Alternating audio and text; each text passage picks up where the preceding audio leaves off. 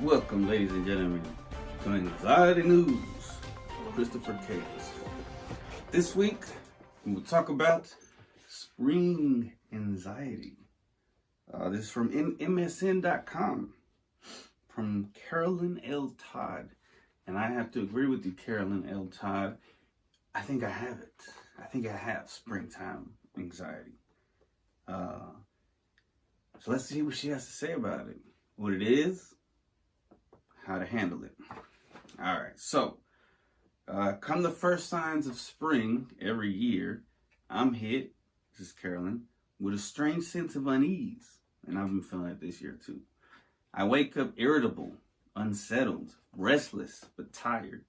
It's like I've been startled awake from hibernation too early. The cozy blanket of winter unceremoniously ripped off, the world shouting, "Wake up, it's spring!" While everyone runs around chirping about the birds and the flowers, I'm left a little ashamed, wondering why I feel so off when I should be psyched. But it turns out I'm not the only one who gets thrown off come early spring. Struggling to adjust around this time of year is pretty common. John Sharp, MD, a psychiatrist and professor at Harvard Medical School, and author of The Emotional Calendar, Understanding Seasonal Influences and Milestones to Become Happier, More Fulfilled, and in Control of Your Life, tells Self, SELF, I don't know what Self is. Guess it's a magazine or something. And it's almost entirely overlooked. The truth is, many of us experience a mismatch between how we expect to feel and how we actually do. The coming of spring is forecast as a joyous event, and yet the transition in the early spring is not joyous for a lot of people. Dr. Sharp says, it's complicated. So if you can relate, you're far from alone. I talked to experts about why some of us get anxious in the spring, how to know if it's normal seasonal turbulence or something more serious, and what to do about it. Why we get anxious in the spring. If you're restless or anxious this time of year, there could be a few different things going on. The stress of change on your mind and body. Change is psychologically stressful, and the seasons are no exception. The transition can be especially rocky if you're someone who hates endings. So long, winter, or runs more anxious. People who are predisposed to anxiety often react poorly to change and struggle with transitions, even if the change may be positive. Terry Bacow, PhD, clinical instructor at the Icahn School of Medicine at Mount Sinai, adjunct instructor at the New York University Department of Applied Psychology, and author of Goodbye Anxiety, a guided journal for overcoming worry, tells Self. You might feel overwhelmed, like you're being dragged into spring before you're ready, or you might buzz with the restive energy that you don't know what to do with, Dr. Sharp says. Pardon me, the allergies. There are also real biological changes that can contribute to you generally feeling off.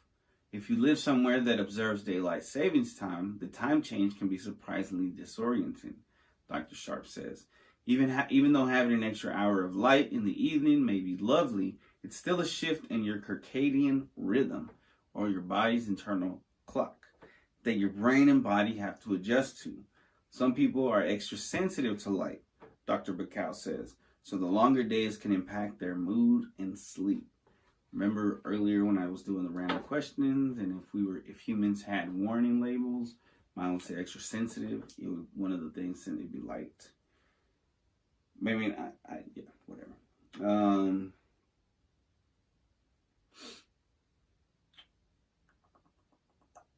All right, number 2, weather fluctuations. It depends on where you live, but the chaotic weather of early to mid-spring can be pretty discombobulating, Dr. Sharp says.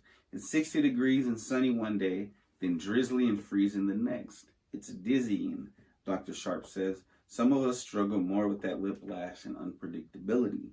Once it starts to be reliably nicer out, the warmer weather can also make some people feel, well, not so hot. One study using 5 years of survey data on 1.9 million U.S. adults found that increasing temperatures significantly reduce well-being. Temperatures above 70 degrees Fahrenheit were often found to decrease positive emotions like joy and increase things like stress, anger, and fatigue compared to temps in the 50 to 60 degree. The temperature to be more social, the pressure, number 3, moving on from weather fluctuations. The pressure to be more active and social. Some of us truly enjoy the quiet, cozy solitude of winter. It is not uncommon for people to prefer the slower, more relaxed pace of the winter months, especially if you're an Aquarius like myself, who was born in the winter months. When the pressure is entirely off, Dr. Bacal says. So you might get a little bummed when that cold weather cocoon starts to dissolve. This goes double if you're attaching a bunch of shoulds to the extra daylight and warmer weather. As in, it's nice out, so I should be going outside. You might beat yourself up for saying holding up on the couch with a book and going to bed early instead of taking full advantage of the longer, warmer days. Some people also experience pressure to be more productive, Dr. Bacal says. Starting new projects of spring cleaning. All that pressure can definitely contribute to stress, anxiety, and depression, Dr. Bacal says. Number 4, allergies. Fuck them allergies. Along with causing sneezing and itchy eyes, spring allergies might affect your mental health. Allergic reactions trigger an inflammatory response in the body, Dr. Sharp explains. And there's a growing body of research correlating inflammation with depression and anxiety. In one study, people who had a lower mood in the summer or summer SAD, SAD, reported being in worse mood on high pollen days, obviously. People who didn't experience summertime mood shifts didn't seem to be affected by pollen counts. Number 5, seasonal affective disorder, or SAD. You might also be dealing with reverse SAD, or seasonal affective disorder, a type of depression tied to the seasons. While SAD usually comes on in fall or winter, some people's symptoms creep up in the spring or summer instead, Dr. Sharp says, and reverse SAD can read a lot like anxiety. Symptoms specific to spring and summer SAD can include agitation, anxiety, irritability, insomnia, and loss of appetite. Dr. Bacal says, other telltale signs are feeling on edge or moody all the time, and impaired frustration tolerance. Dr. Sharp says, example, the person in front of you at the coffee shop is taking forever, and you can barely keep yourself from yelling, hurry it up at them. Everybody's mood varies, and having variability is okay, Dr. Sharp says. But if you're anxious or depressed for more than a couple of weeks and it's interfering with your ability to function, Dr. Sharp recommends seeing your primary care doctor or a mental health professional to see if you're dealing with SAD. How to deal with spring anxiety. The spring transition might never be your favorite time of year, and that's okay. But thankfully, it also doesn't have to totally suck. Here are some tips for actually managing your springtime stress and anxiousness. Number 1, expect it. Facing a seasonal shift in your mood is much easier when you see it coming, Dr. Sharp explains. The trick is to get your own forecast of what's going to happen to you based on what's happened in the past. Look back on previous years and see if there's a pattern. You can also ask people who know you well, like your family or roommates, if they've noticed certain mood or behavior changes in you around this time, Dr. Sharp says. That way, when you do start feeling crabby or anxious, you know nothing's gone wrong. It's just part of your cycle, and you can prepare for it. Number 2, have a plan. Be proactive about weathering and welcoming the change in season. It's better to be in the driver's seat, Dr. Sharp says. He recommends making a plan that includes some form of self-care you enjoy. For instance, you might commit to getting a walk-in every morning, double up on therapy for a month, or pencil in fun activities every weekend. Pretty much everyone can benefit from reprioritizing the basics, like getting plenty of nutritious food, hydration, movement, and solid shut-eye, Dr. Sharp adds. And if you have spring allergies, stock up on non-drowsy antihistamines you can start taking when symptoms come on and see your doctor.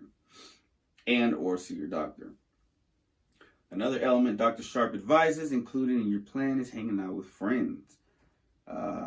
Since that's a pretty good, reliable mood booster. You can spend some time in public places where people are leaning into and enjoying spring. Dr. Sharp says, like the park, it can be infectious. On the other hand, if that makes things worse, that's another sign you might be dealing with sad, Dr. Sharp adds. Number 3, take it slow. Don't expect yourself to be gleefully leap into spring at the first sign of sunshine and birds. It can be helpful to let yourself gradually ease out of your winter hibernation instead of pressuring yourself to switch into being more active and social overnight. Dr. Bacow says, pace yourself and take the time you need to adjust. Interesting, because the hard part is socializing at work. I have to socialize a lot with hundreds of people.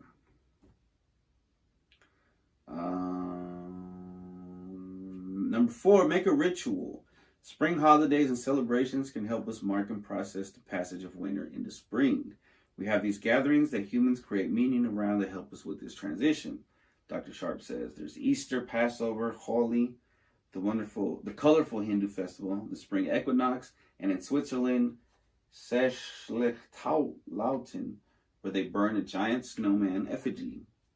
If you don't usually celebrate spring holidays, ask a friend or family member who does if you can join the festivities, Dr. Sharp says, or create your own ritual. Host a Hello Spring dinner with friends. Make a flower crown. Journal on what you'll miss about winter and what you're going to look forward to in spring or summer. Hell, swap out your broody winter playlist for one with fresh tunes. Numero 5, get support. If this time of year is especially tough for you, definitely seek support from mental health professional. Dr. Sharp says, especially if you're experiencing any of the symptoms of SAD we talked about, there's no reason to struggle alone. One parting tip from a fellow springtime sufferer, remind yourself it's not going to last forever. That's kind of the whole deal with seasons, come to think of it. It'll be summer, then fall, then winter before you know it. Amen to that. And I like spring, but it is hard to go back to work after winter. You know what I mean? But yeah, man, so you're not alone. That's our anxiety news for this week, ladies and gentlemen. Thank you. Please come again.